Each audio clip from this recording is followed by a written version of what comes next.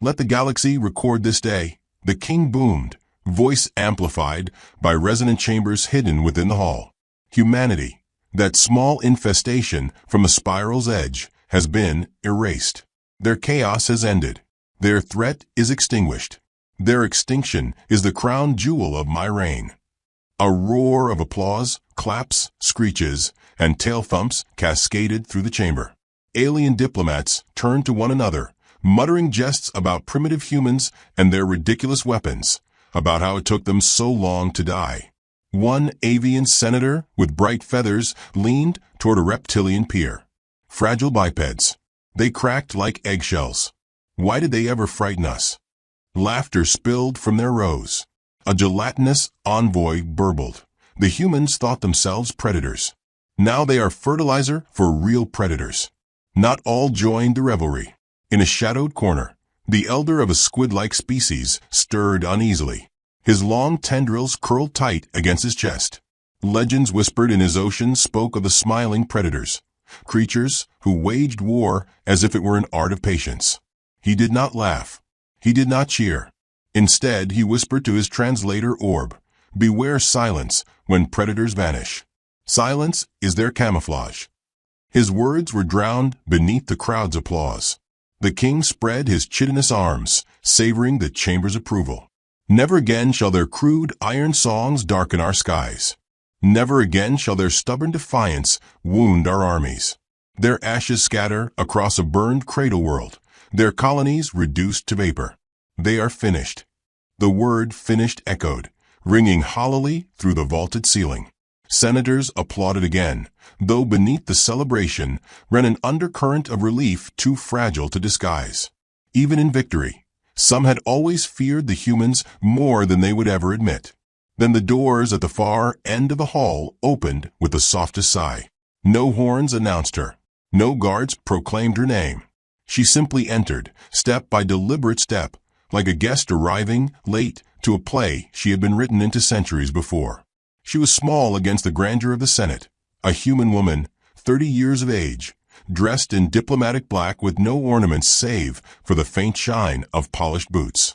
Her hair was bound with austere precision, her shoulders squared though her frame was slight. She moved with calm gravity, her eyes steady, as though the whole assembly belonged to her gaze alone. The chamber fell to a hush not of reverence, but of bewilderment. A species declared extinct had no business entering the Senate alive. Some whispered that it was theater, a staged performance by the king to mock the fallen. Others muttered hologram, trick, puppet. But those who had studied humanity knew the name whispered in older records, Baba Yaga, the witch of human legends. The name soldiers spoke before death. She reached the center of the chamber and lifted her chin. Her voice, though soft, carried with remarkable clarity. "I come as envoy. My name is irrelevant. You may call me representative of the extinct." The silence cracked with laughter. Senators bellowed, slapped their appendages against railings, hissed jokes into translators.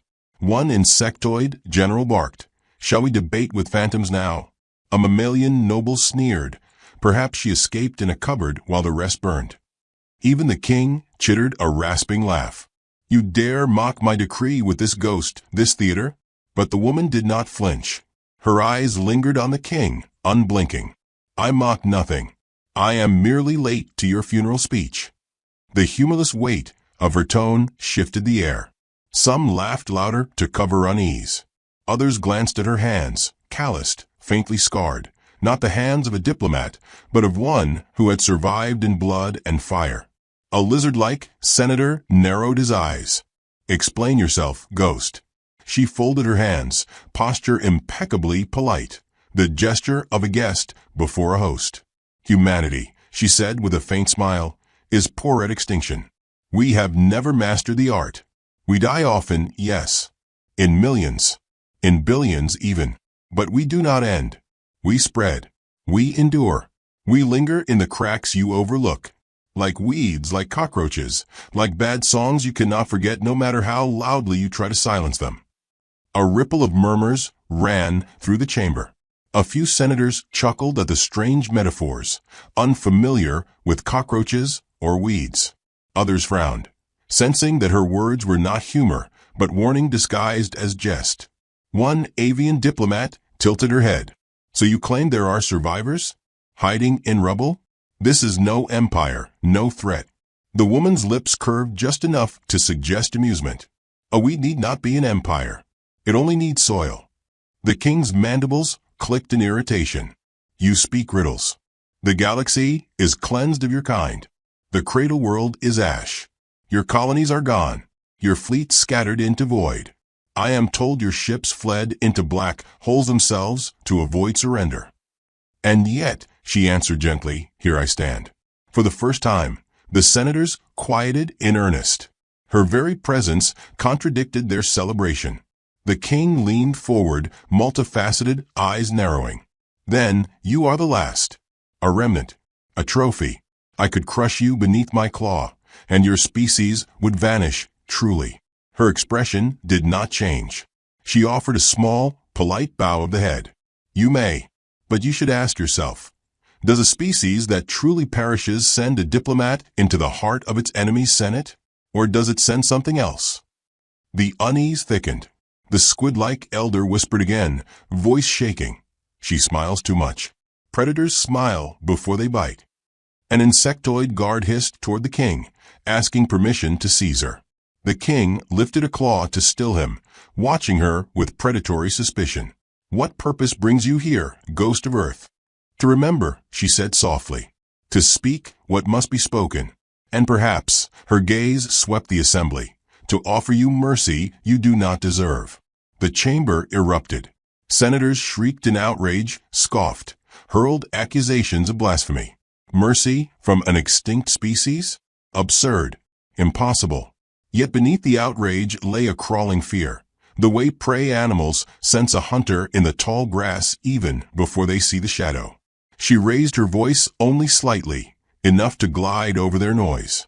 Your histories will tell you humans were reckless, brutal, and doomed. That we destroyed ourselves as much as others. You will forget the other half. That we endure because we plan, we wait, we choose our moment. We smile while bleeding, and you mistake it for surrender. You mistake courtesy for weakness. You mistake patience for absence. Her eyes found the king again. That is why your declaration rings hollow. The king slammed his clawed fist against the throne's arm, shattering the crystalline armrest. You dare challenge me in my chamber? You dare suggest humans yet live? I will tear the truth from you, limb by limb. Her smile broadened just slightly, enough for those who watched her closely to feel the cold edge behind it. You may try, but you will find truth has already been seated in your walls, your codes, your armies. It listens even now. A faint tremor rippled through the floor, imperceptible to most, but enough to make the squid elder's tendrils coil tight. He whispered a prayer to a god of the abyss. He knew the taste of approaching storms. The king gestured sharply. Guards began to advance, their armor glinting with the Senate's light, weapons leveled at the lone figure. The chamber buzzed with anticipation, some eager for spectacle, others desperate to see the woman silenced before her words rooted deeper. But she did not retreat.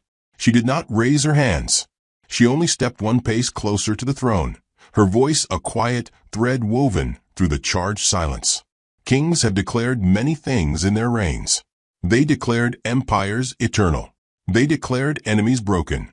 They declared themselves gods. And yet all those kings are dust. Perhaps extinction is not ours to claim, but yours. The guards hesitated.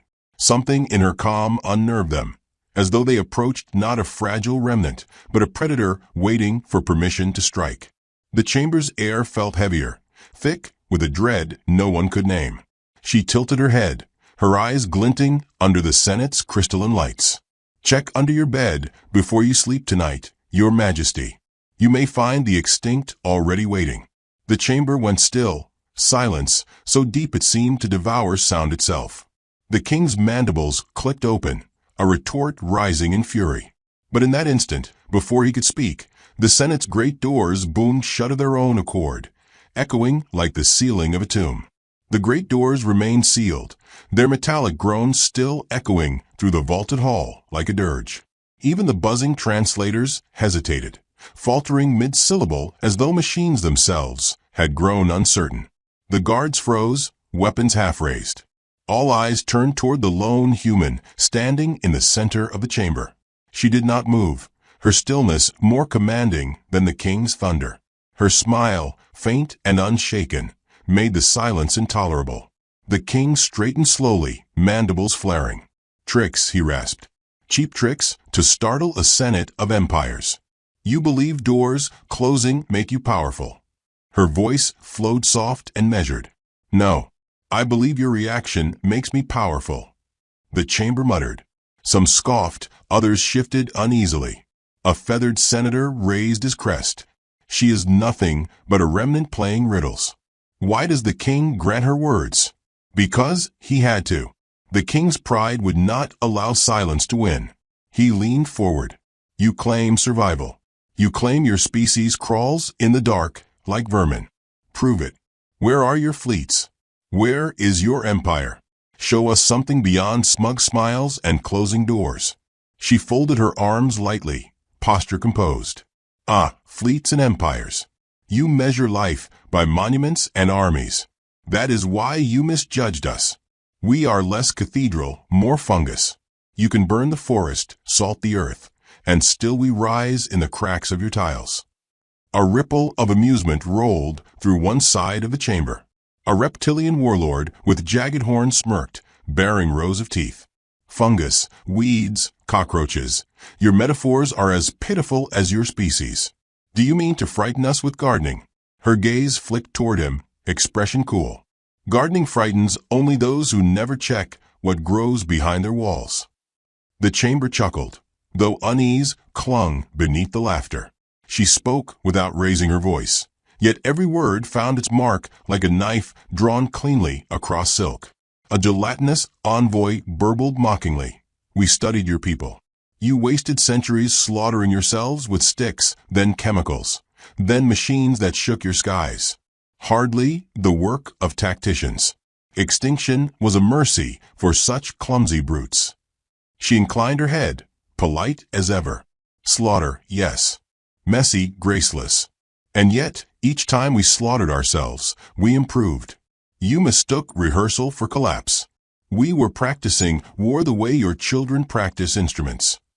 Her tone dipped to almost a whisper. "We perfected the song." The laughter faltered. The squid elder, long silent, murmured a single phrase into his translator. They sang in silence. His words went mostly unnoticed, buried beneath a tide of uneasy chatter. The king slammed his clawed hand against the dais, sparks scattering. "Enough of riddles. You are a last ember. One spark in a void. A flame dies when crushed. Admit your loneliness before my court." Her eyes glittered with an amusement too precise to be accidental. "Loneliness is relative. One wolf seems alone until you notice the forest watching." The chamber rippled with a murmur that refused to settle. Senators glanced at the walls, as though shadows might conceal teeth. The reptilian warlord hissed in irritation, scales bristling. "This is nonsense. She has no proof. She bluffs." She turned her gaze to him, smile faint and cutting. "Bluffing requires fear of discovery. I tell truths wrapped politely, so you do not choke swallowing them." The avian senator flared her feathers again. "And what truths do you bring? That humanity hides like parasites in forgotten corners? That is not survival. That is begging for scraps."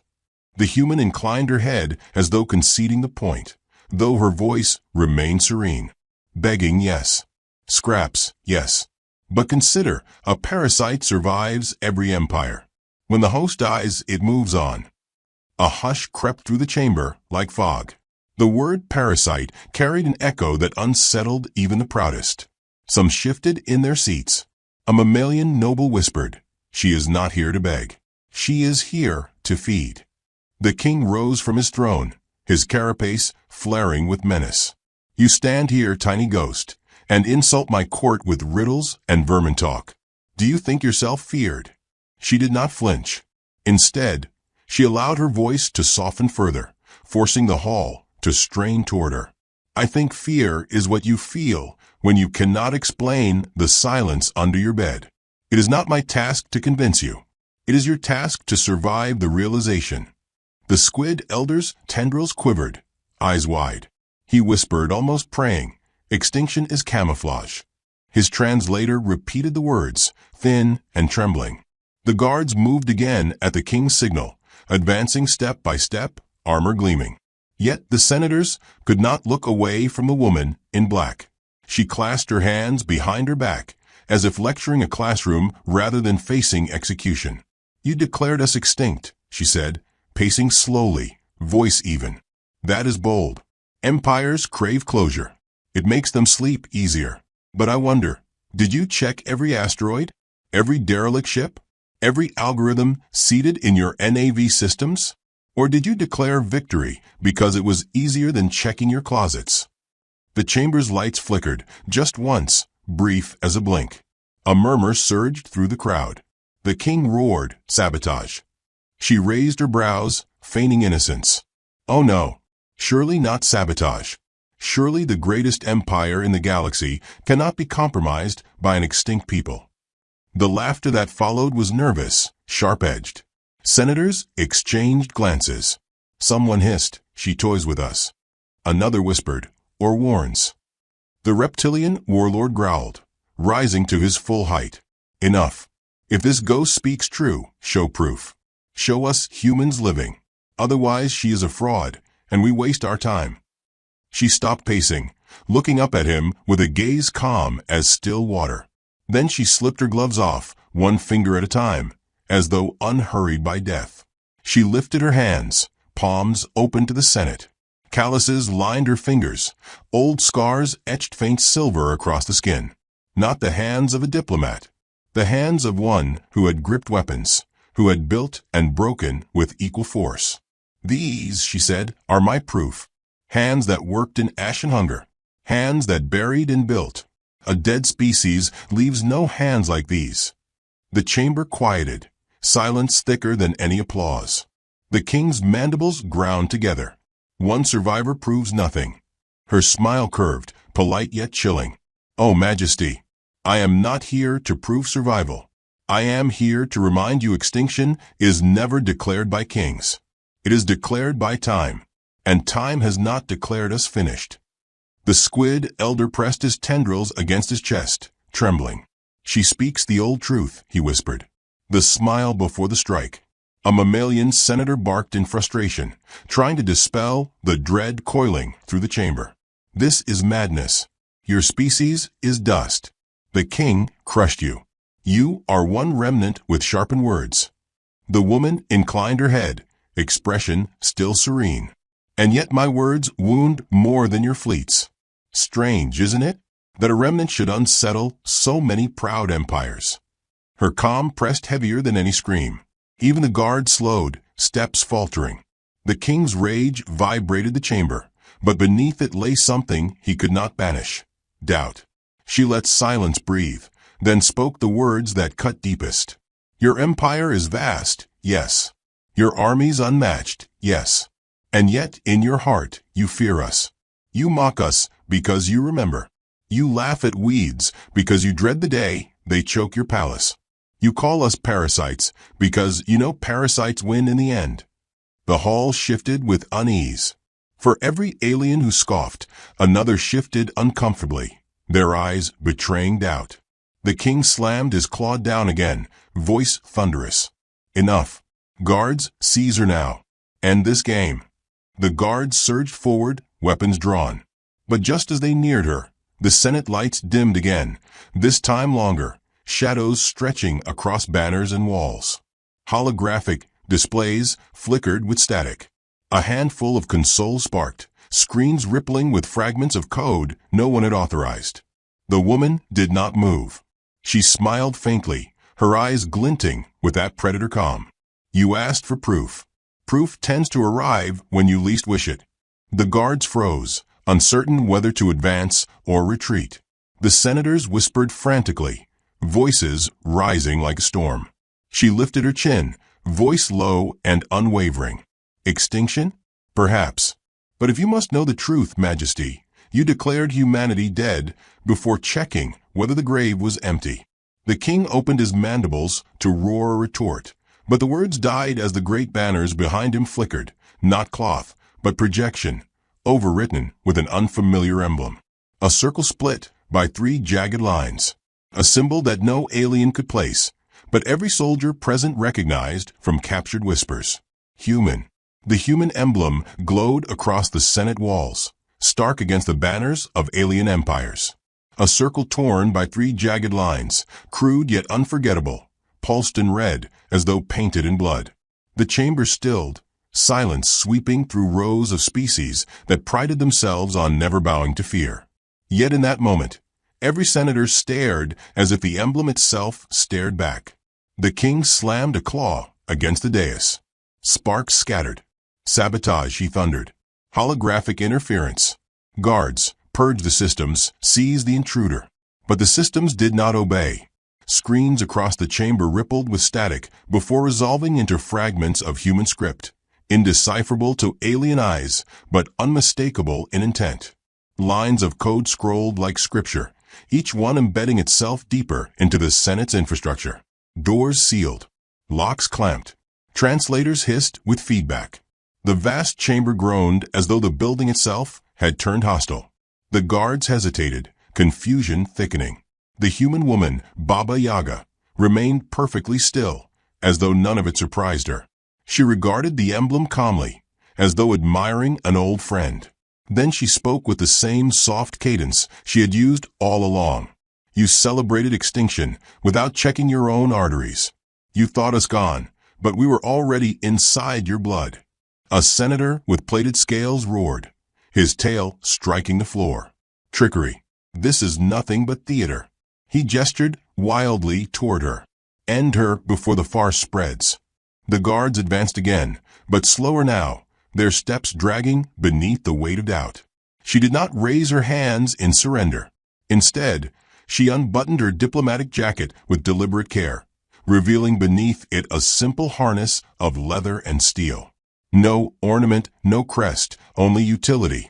Holstered at her side gleamed a weapon of unmistakably human make. Compact, brutal, designed not for show but for killing.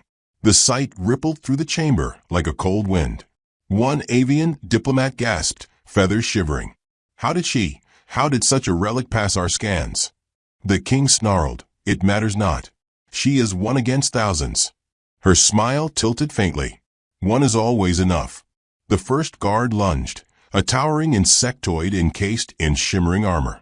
With a movement so swift it seemed impossibly rehearsed, she sidestepped, seized his weapon arm, and twisted. The crack resounded through the chamber as armored joints snapped. She pivoted with precise economy, driving the guard into the floor, weapon wrenched free before his body landed. Gasps surged from the Senate. The reptilian warlord leaned forward, eyes narrowing. She fights like an apex, he muttered, unable to mask both fear and admiration. The second guard swung a blade toward her neck. She dropped low, rolling under the arc, rising behind him with her borrowed weapon pressed to the joint of his armor. A sharp burst, alien alloy shattered. He collapsed. 2 guards fallen, and she had barely moved more than 3 steps. She exhaled softly, as though bored, then looked up toward the throne. Majesty, if this is extinction, I must confess it feels familiar. The king's mandibles flared. He shouted for more guards. The chamber flooded with them, weapons humming, energy field sparking. Yet hesitation slowed them. None had expected a single unarmed human to dismantle their finest with such ease. She shifted her stance, shoulders loose, grip steady. Her eyes scanned them not like prey cornered by hunters, but like a hunter choosing where to strike first. She spoke, her tone almost conversational. You studied our wars. You counted our dead. But you never understood we count differently. We do not measure survival by cities or fleets. We measure by one thing only, how much pain we can bear before breaking. And we never break the way you think. Then she moved. The chamber erupted into chaos. Guards lunged, weapons blazing. She wove through them with terrifying grace, each movement honed by years of violence, distilled into muscle memory. Every shot she fired struck joints, gaps, throats. She improvised with efficiency, slamming one guard into another, ripping blades from hands, turning their own momentum against them. No flourish, no wasted motion. Only the inevitability of a predator that had killed too many times to waste time on spectacle. The senators screamed, shields flaring around their balconies. Some shouted for evacuation, others for countermeasures. Systems refused. The human code woven into their infrastructure had already locked every exit. Screens blazed with that emblem, pulsing like a heartbeat. Through the chaos, she never raised her voice, never lost composure. She spoke between strikes, her words slicing deeper than her weapon. You think us extinct because you burned our cradle. Yet ashes are soil. You think us scattered because our fleets fled. Yet scattering is how seeds take root. Another guard lunged. She caught his wrist, twisted, and broke him down with a single precise blow. She stepped over his body without pause. You thought extinction simple. You forgot we are not a species. We are a pattern. Patterns do not die, they replicate. The squid elder whispered to himself, tendrils quaking. They sang in silence, and now the silence is song. By the time half the guards lay groaning or still upon the floor, the rest faltered. Fear flickered in their compound eyes and scaled jaws. For the first time, the invincible Senate guards stepped back. She stopped then, not to rest, but to look once more at the king. Calm as though the chaos around her were no more than a rehearsal. She lowered the weapon slightly, her voice even. Do you see now? I am not the blade. I am only the hand holding it. Humanity is the blade. You believed it shattered. But blades are forged stronger after fire. The king bellowed, trying to crush doubt with sound. You are one human. We will drown you in numbers until you vanish into dust. She smiled, polite as ever. You still don't understand. I am not here to survive. I am here to deliver the message that survival is already complete. The chamber's lights pulsed. Across every screen, alien languages scrolled, each translating the same phrase, we are not extinct. The senators shouted over one another. Panic spread like contagion. The reptilian warlord's scales rattled as he hissed to his peers, this is no bluff. Their code is everywhere. Their hand is already in our systems. The king turned, desperate to reassert control. Find the breach. Cut it out. But his command fell flat. Systems answered not with obedience, but with a cold, unfamiliar voice, synthetic, human-built, echoing through the Senate speakers. Extinction status, denied. Probability of survival, certain. Activation, authorized. The sound chilled even the most arrogant species. It was not the woman speaking now. It was something seated long before, waiting in silence, hidden in the empire's veins. She tilted her head, eyes glinting. Your empire prided itself on control. Yet control is a cage, and cages are easiest to enter from the inside. We walked in while you were busy declaring victory. A senator with feathered plumage squawked, panic breaking her voice. She means fleets, hidden fleets. The woman chuckled softly, the sound devoid of mirth. Fleets are loud. We prefer whispers. Whispers are harder to kill. The surviving guards regrouped, trembling yet desperate. They charged again. She met them, her movements swifter now, less restrained. A blur of precision, a flash of steel drawn from her harness. A blade cut arcs in the light, every strike decisive. Alien blood stained the Senate floor in colors unfamiliar, green, violet, silver. But her hands did not tremble. The senators recoiled, horror twisting their faces. The squid elder covered his eyes with his tendrils, whispering, the witch walks again. When at last she stood alone among bodies, breath steady, she wiped the blade against her sleeve with ritual calm. Then she faced the throne once more. Majesty, she said, her voice unbroken, you mistake me for an assassin come to kill a king. I am no such thing. I am a herald. My purpose is not to kill you, but to remind you death is already walking through your halls. The king snarled, carapace rattling. Lies. Theater. But his eyes flicked to the sealed doors, the failing systems, the emblem still pulsing across the walls. Her smile held steady. Do you feel it? That shift in your chest? That is not anger. That is recognition. You are beginning to understand. The senators murmured in terror. Some whispered, "What if she is not the last?" Others hissed, "If she stands here, how many more stand elsewhere?" She lifted her chin. "Majesty, you declared us extinct. Yet even as you spoke those words, your empire carried us in its veins, in its codes, in the fear you never admitted. Extinction is not ours. It is yours.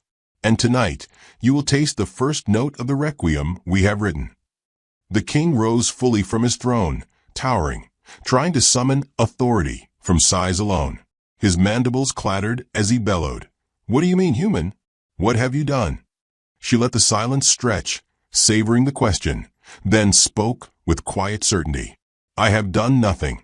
Humanity has already done it. I am only the one polite enough to tell you before the dark arrives." The Senate chamber shuddered. Somewhere deep beneath the city, something detonated. The lights flickered out, plunging the chamber into a darkness lit only by the red pulse of the human emblem. Darkness swallowed the Senate chamber. The only light came from the pulsing red emblem, glowing across the walls like the heartbeat of something alive and merciless. Senators whimpered in their balconies, their voices thin in the black. Guards pressed tighter to their weapons, though they no longer knew what to aim at. The air grew heavy, vibrating with the echo of distant detonations that throbbed through the floor like thunder beneath the skin of the world. The king's voice cut through the dark, harsh and trembling with fury. "What have you unleashed, human? What nightmare do you claim to carry into my halls?" The woman's calm voice threaded through the shadows. "Nightmares do not arrive. They wake." The chamber lights sputtered once, twice, then flared weakly to reveal the ruin she had left behind. Guards scattered in broken heaps, senators cowering in their balconies, the king towering at his throne, carapace gleaming like a black fortress. Yet even his height seemed diminished, his grandeur stripped by the pulse of the emblem. His empire no longer owned the silence. The silence belonged to her. She stepped forward, boots echoing in the vast hall. "You celebrated our death, but it was your funeral you arranged. You declared humanity gone, and in doing so, you gave us perfect camouflage. A dead species cannot be hunted, cannot be feared, cannot be resisted. We became a story, and stories spread deeper than armies." The king bared his mandibles, voice shaking the chamber. "You are one woman, one remnant. Do not speak as though you command an empire." Her smile was polite, chilling. "Empires are loud. I command silence. Silence carries farther." From beyond the chamber walls came a new sound. Sirens shrieking, alien alarms wailing across the city above. Senators turned their heads, whispering frantic questions. A feathered envoy shouted, "The fleets are fleets. They are reporting interference." The human woman's gaze did not leave the king. "When you hunted us, when you burned our colonies, did you never wonder why we ran so easily? Why we scattered instead of fought to the last?" The king hissed. "Cowardice. Strategy," she answered softly. "You were meant to believe us broken. And while you hunted ashes, we walked into your networks, your supply lines, your very NAV systems. We taught our silence to sing in your machines. And now, when I stand here, you understand the song." Another tremor shook the chamber. The squid elder lifted his tendrils toward the sky and moaned, "The requiem begins." The king roared, striding down from his throne, his vast claws tearing grooves into the crystalline floor. "Enough riddles, witch. If you are here to kill me, strike and be done." She did not move faster. She did not raise her blade yet. She simply tilted her head as though studying a child's tantrum. "Killing you is unnecessary. You will fall with your empire." But perhaps she drew the blade in one smooth motion, its edge glinting red in the glow of the emblem. Perhaps kings must learn mortality face to face. With a shriek that rattled the chamber, the king lunged. His claws swung with the weight of centuries of dominion. She slipped aside, her movement sharp as lightning. and the claw struck the dais where she had stood, shattering it into shards. She slashed once, quick as a whisper, and sparks flew from the crack across his armored chest. He staggered back, shock flickering across his multifaceted eyes. Impossible. She exhaled, calm, blade steady. Everything is impossible until it is not. The duel tore through the chamber, his vast claws slamming down like falling towers, her body weaving through gaps with ruthless precision. Each strike from her was measured, efficient, cutting into joints, prying weakness from what had seemed indestructible. The senators screamed and scrambled in their balconies as shards rained down. Guards tried to intervene, only to be cut down in the crossfire of claw and blade. The king bellowed, "You cannot win. You are prey. You are dust." Her voice rose only once, sharp enough to pierce the chaos. "We are predators who learned to wear dust as armor." At last, he faltered, one claw dragging heavy, ichor spilling thick and green across the floor. She stood before him, her breathing measured, her blade steady, as though every strike had been nothing more than rehearsal. He glared down at her, mandibles quivering. "If you strike me, the galaxy will burn in war." She stepped closer, gaze unflinching. "Majesty, the galaxy is already burning.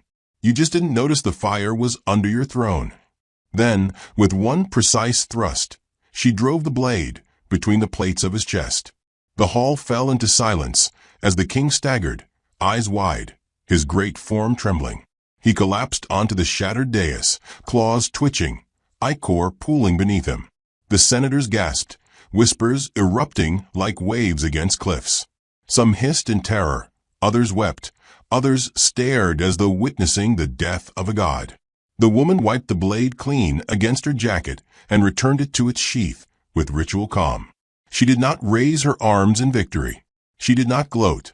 She simply looked at the Senate, her gaze sweeping across every trembling species.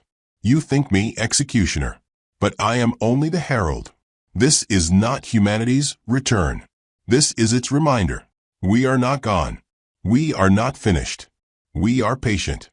A mammalian senator shouted desperately, "What do you want?" Her smile deepened, sharp as winter sunlight. "Want? Nothing. Humanity never asks. Humanity decides. We decide when silence ends. And tonight, silence is ended." Alarms blared louder from beyond the chamber. Holograms across the walls flickered, showing alien fleets surrounded by shadows. Unfamiliar ships rising from the void, vessels small yet fast, human in design. Senators cried out as comm feeds crackled through, broadcasting panicked voices of their commanders. Unknown fleets, codes embedded in our systems, they were here the whole time. The woman turned toward the great doors, which creaked open at last, revealing only darkness beyond. She spoke without looking back. Extinction was never our end. It was our mask. And now that mask is broken. She paused at the threshold, her silhouette framed against the crimson glow. Her final words lingered, quiet but heavy as judgment. "You will remember this night not as the end of humanity, but as the beginning of your reckoning." And with that, she stepped into the dark as the Senate behind her dissolved into chaos, the emblem pulsing brighter, beating like the heart of a predator that had never truly died.